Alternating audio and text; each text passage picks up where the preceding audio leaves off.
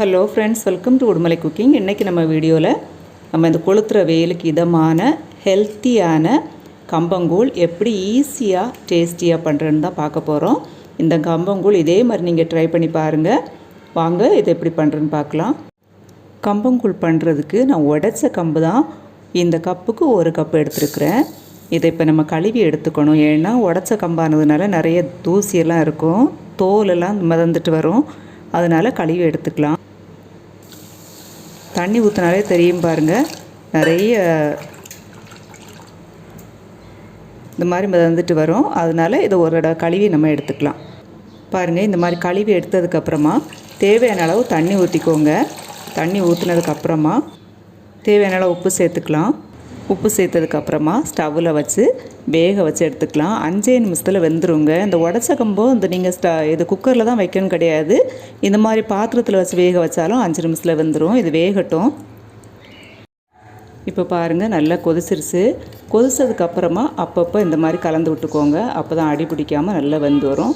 பாருங்கள், இது வேகிறதுக்கு வெறும் 5 நிமிஷம்தான்.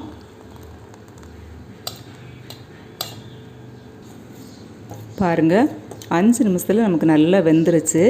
இப்போ நமக்கு ரெடி ஆயிடுச்சு. இப்போ இதை நம்ம நல்லா ஆற வச்சிடலாம். ஆற வச்சு அதுக்கப்புறமா நம்ம யூஸ் பண்ணிக்கலாம். பாருங்கள், இப்போ நம்ம கம்பு வேக வச்சது நல்லா ஆறிடுச்சு. இதை இப்போ நான் கப்பில் ஊற்றிக்கிறேன். இந்த மாதிரி ரெடி பண்ணி வச்சுக்கோங்க. அதுக்கப்புறமா தேவையான அளவு மோர் சேர்த்துக்கோங்க. கண்டிப்பாக மோர் மட்டும்தான் சேர்த்துக்கோங்க. அப்போ தான் பாடிக்கு நமக்கு நல்ல சில்லுன்னு இருக்கும். மோர் சேர்த்து மிக்ஸ் பண்ணி விட்டுருங்க.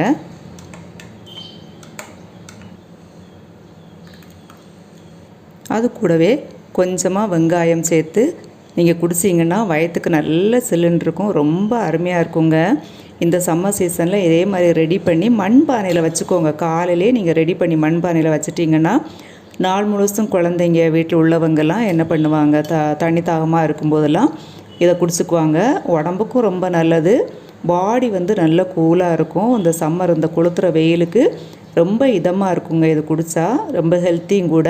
ஓகே ஃப்ரெண்ட்ஸ், இந்த வீடியோ உங்களுக்கு பிடிச்சிருந்தா லைக், ஷேர் பண்ணுங்கள். நம்ம உடுமலை குக்கிங் சப்ஸ்கிரைப் பண்ண மறந்துடாதீங்க. தேங்க்யூ ஃபார் வாட்சிங். நெக்ஸ்ட் வீடியோவில் சந்திக்கலாம்.